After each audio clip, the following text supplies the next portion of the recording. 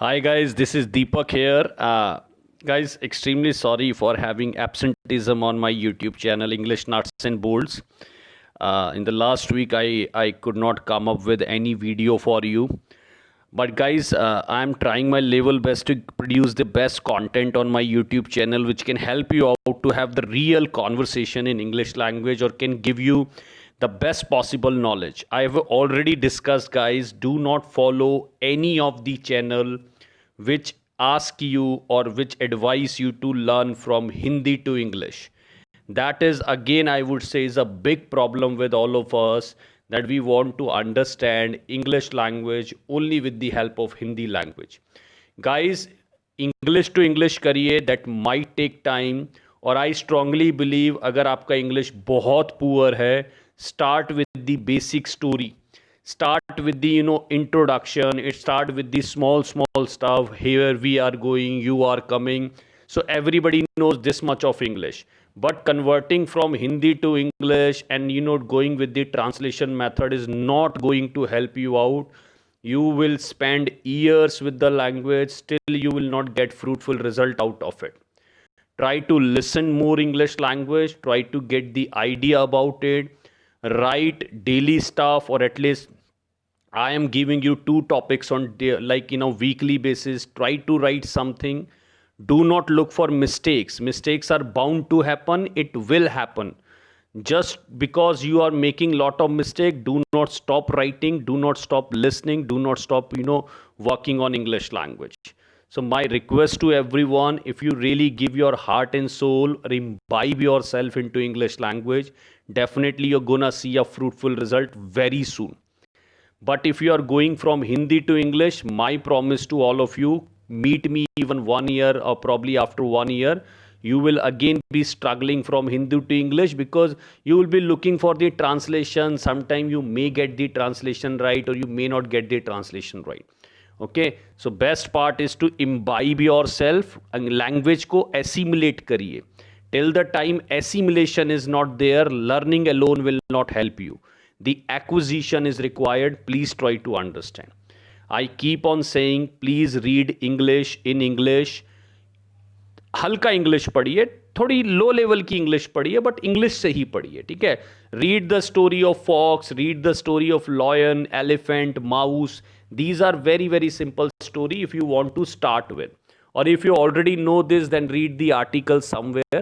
So these are the best way of improving your skills of language. चलिए, I am going to share a very very small story with all of you, and with the help of story will try to cover some words as well. चलिए start करते हैं guys. Lines देखिए क्या कह रही है. Brooding after failing is like crying over spilt milk. यानी अब पछतात होत क्या जब चिड़िया चुग गई खेत. अगर आप 4 साल बाद रो रहे हैं कि my English is not poor, तो पीछे 4 साल जाकर देखिए how you spent your time, how you were preparing for the language, what were your efforts, were you engaged with English language, you were simply squandering your time. तो guys मेरे को लगता है कि अगर हम फेल होने के बाद रो रहे हैं तो डेफिनेटली उसका कोई फ़ायदा नहीं है. बीइंग पेनिटेंट और कॉन्ट्राइट यानी पछतावा होना, और कंपंशियस मतलब भी होता है पछतावा होना. सो अगर हम पेनिटेंट हैं, हम कॉन्ट्राइट है और हम कंपंशियस फील कर रहे हैं आफ्टर स्क्वांडरिंग आवर टाइम, अपना टाइम वेस्ट करने के बाद, guys if you are not having any productive hours in the entire day and you are expecting something from you, तो गाइज मेरे को लगता है then we all are living in fool's paradise. At least 6 to 7 hours of productive hours should be there. I believe if you are preparing for any exam, there has to be at least 6 hours of rigorous study where you are totally disconnected with the entire world. You are engaged with your books, you are engaged with your online programs. Okay, so I believe that is more important. So please do not squander your time, or after squandering your time, at least do not feel penitent. क्योंकि अगर आपने कुछ time ही नहीं devote करा तो how will you expect. आप मुझे बोलते हैं my English is very poor, मैं कहता हूँ कितना टाइम लगाया है आपने इंग्लिश में.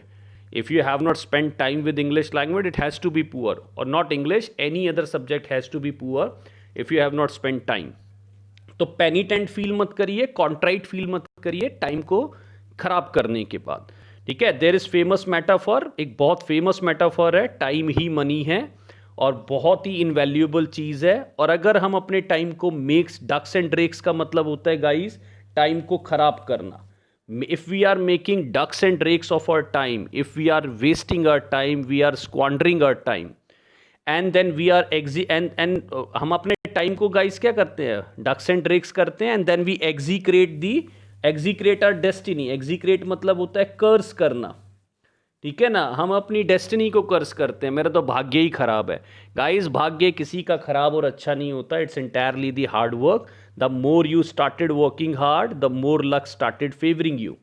ये मैं तो खुद मानता हूँ। I am like I take this example for my life till the graduation or probably till the age of 25 I find myself the most unluckiest person, I believe.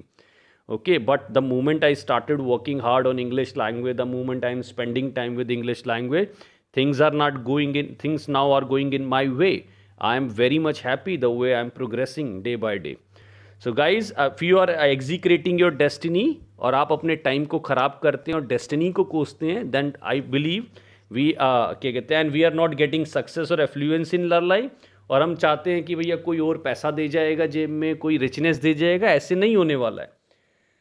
तो गाइज यहाँ पर वर्ड देख लेते हैं। ब्रूडिंग मतलब सोचना, पेनिटेंट का मतलब होता है मतलब अपने आप में पछतावा महसूस करना, कॉन्ट्राइट कंपंक्शियस पछतावा महसूस करना, स्क्वांडर मतलब टाइम वेस्ट करना। इनको लाइन्स में पढ़िएगा, very very important line.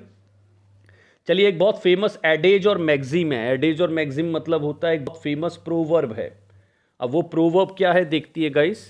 Gathering thistles and expecting pickles, बोए पेड़ बबूल का तो आम कहाँ से होए।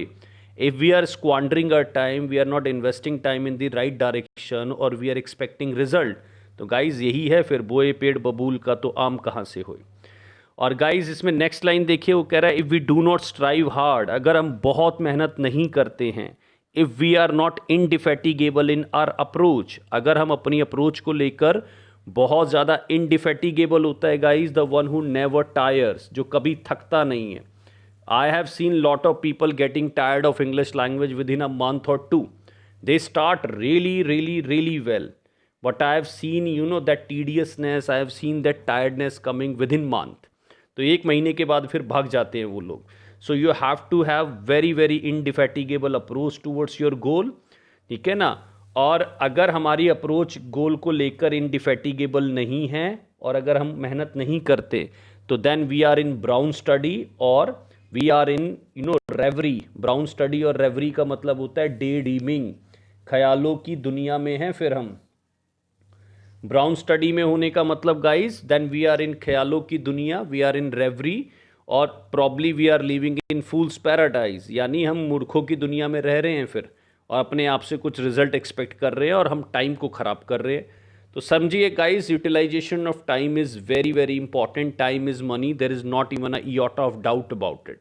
The people who have very sound like or productive time in their life, they are bound to get success. So we need to utilize the time, or out of 24 hours have at least 6 to 7 productive hours of your life which are towards your career. चलिए, so I entreat you guys, I beseech you, मैं आपसे request करता हूँ, मैं बिसीच करता हूँ। बिसीच और एंट्रीट both मतलब रिक्वेस्ट होता है। एवरीवन टू होन योर स्किल्स, अपने स्किल्स को शार्प करिए। होन का मतलब होता है शार्प करना, ठीक है। तो आई वॉन्ट एवरीबडी टू होन your skills so that you can carve out a niche for your self, ताकि आप अपना एक स्थान बना सके। कार्व आउट अ नीश का मतलब होता है गाइज अपनी फील्ड में एक अलग स्थान बनाना। जैसे अगर मैं बोलूँ तो टीचिंग में भी बहुत लोगों ने they have carve out a niche for them self, ठीक है ना। क्रिकेट में Virat Kohli has carved out a niche for himself. In film industry Akshay Kumar has carved out a niche for himself. तो यानी अपना एक अलग प्लेस बना लेना जहाँ को पे कोई पहुँच ना पाए, ठीक है। And stand out in your Arena, और अपनी फील्ड में दूसरों से अलग खड़े नज़र आना, ठीक है। तो अगर आप मेहनत करते हैं, you work on your skills, you hone your skills, तो guys definitely success will be yours. You definitely gonna get lot of stuff out of it. But by squandering time and by execrating your destiny, by making ducks and drakes of your time, if you are expecting your result, guys, that again I would say you are living in a stage of reverie, you are in brown study, ठीक है ना। तो वो सब दुनिया को छोड़िए and work on your skills, start working really hard. Guys this is a small story from my side, I hope you would like it, ठीक है। और इसके वर्ड्स देखिए, these are very very important words, you can keep them for future purpose as well.